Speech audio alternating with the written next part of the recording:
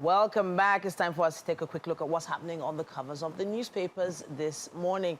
And believe it or not, today is Tuesday, June 18th, 2024. The month is definitely flying by.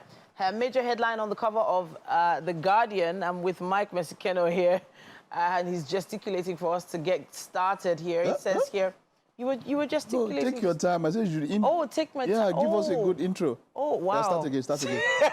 Come on, Mike, give her a shot. You are funny. Start again. Well, the major headline on the cover of The Guardian goes like this. It says, out of stock, anxiety as 200% hike, scarcity hit hospitals and essential drug market. Page 6 has more on this. There is some animation on the cover there. Doctors are worried over unavailability of certain drugs for their parents and actually resort to herbal medicine. So, you know, tradomedical it became very popular in the past decade. They started branding and getting NAFDAC numbers and things like that. Some tradomedical organizations that had found, you know, certain herbal remedies that are very, you know, locally available here were working for certain people's ailments. So people that had been having pains in their knees, joints, and things like that, there's some herbal remedies that have helped resolve all those issues. People living with ailments like diabetes and things like that. So once you hear that doctors are actually resorting to herbs, it's not as alarming as you think. But it can't be alarming. It shouldn't be alarming. Shouldn't be. If you've ever visited Asia or China, yeah, you understand the concept of acupuncture, yeah, right? They look at the kind of illnesses that are specific to their region, and then they have curative measures as well as curative measures, as it were, and also preventive measures concerning that thing. So look.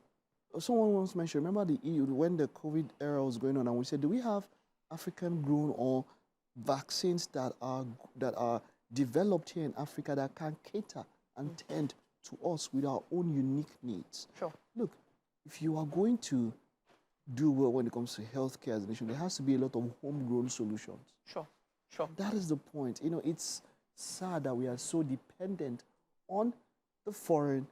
I feel like we have been dependent, but then you also have to look at the stock market.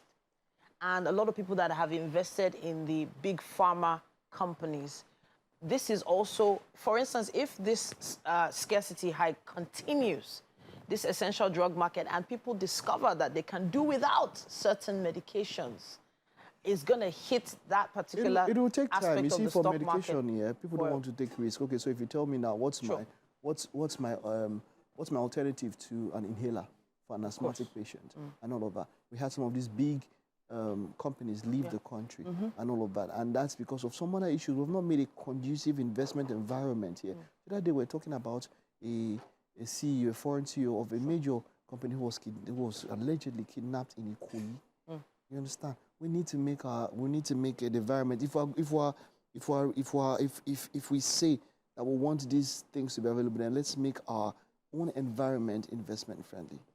Very, very true. Now we have another headline here. It says, student loan application, surmounting analog database, shady admission hurdles, others. There's an analysis of what's happening with regard to student loan application situation in the country inside the Guardian newspaper. It says here, cost of revenue collection gulps 214.29 billion in Q1. Stakeholders fume over federal government's plan to develop new deep seaports. And sadly, 19 die, others missing as heat wave forces Saudi Arabia to reschedule stoning rite. That's what we have on the cover of The Guardian. Okay, let's check out this day. Yeah. And we can see there, Rivers local government crisis, showdown looms at armed group vows to sack council chairman. And it's been going on. We talk about Rivers State and all that has been happening in that particular state with all the controversy. And like I had mentioned, politics should have ended by now, and then governance should kick off. You know, it's quite sad that, you know, this back and forth is still going on. It should be sorted out ASAP, okay? Tinubu's reforms meant to refocus economy for sustainable growth, says choir governor, pleads for patience from citizens. So it's not a problem when it comes to being patient with the government. But you see, the major problem a number of people have is that it's like this patience, you only want the citizens to bear it. Those in government, are they also cutting down? If they are giving themselves cars and exorbitant, offers as such, are they also, if we can see that everybody's doing it, we can be patient for as long as we can. So to those who are the governors, everybody, the ministers, all of them, in front, you don't tell people to be patient and then you don't sit on you. What are you yourself? Are you cutting down on the cost of government? Are you trying to do that? And then you're telling people, so it doesn't make sense that way. If you want it to make sense, then let it get across to you. Everybody all across. Let's learn to cut down also. Let's cut the cost of government, and then the citizens also can tend to heed to your pleas or appeal, as it were. I think there's still one more headline at the top of the page on the cover of this day. What do you think? Okay, yeah, take it. It says, new report says Nigeria's liquefied natural gas expansion drive faces severe future risks. Lists shrinking EU consumption, high cost of production as downsides. And Netanyahu sacks war cabinet amid growing pressure. Of course, the Ukraine, the Israel-Gaza crisis, yes. Israel-Hamas war has been, there have been some new developments happening. Some questions have been coming up about whether each party is in the same place it was when the whole situation started, in the same mindset they were in the situation when they started.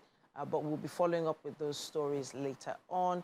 We have also here with us the Punch newspaper, and this headline is one I've been dreading to read. It's on cholera. Cholera spread. Fear of school outbreak rises as pupils resume. Lagos Emergency Committee meets. UNICEF experts urge sanitation in schools. Now, this has been something we've been seeing on social media quite a bit. It's popped up here and there on the news, and I feel like we should be doing a little bit more enlightening of the public on what exactly cholera is and how it spreads. It is, of course, one of those hygiene and sanitation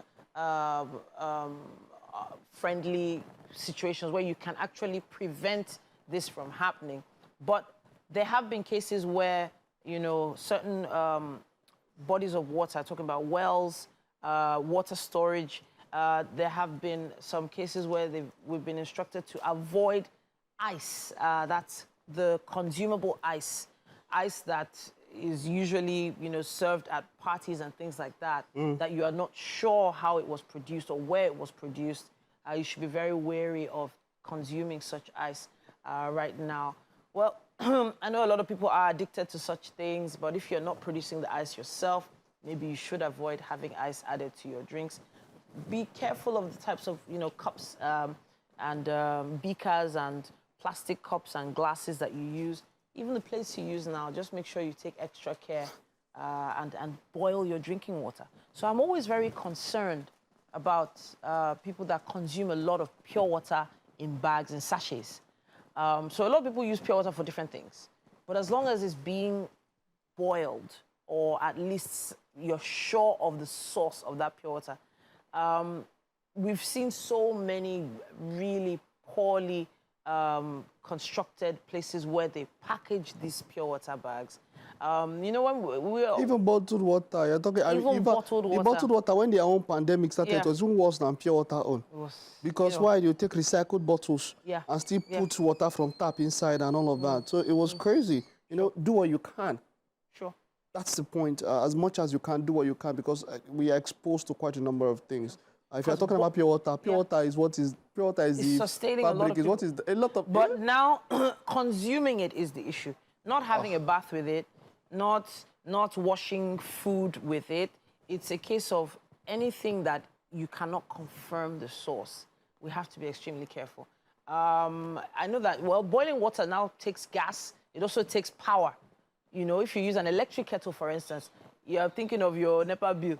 If you're using gas to boil it, you're thinking of your gas. But please don't compare that to the cost of medication should, for any reason, you get, God forbid, you get infected with cholera.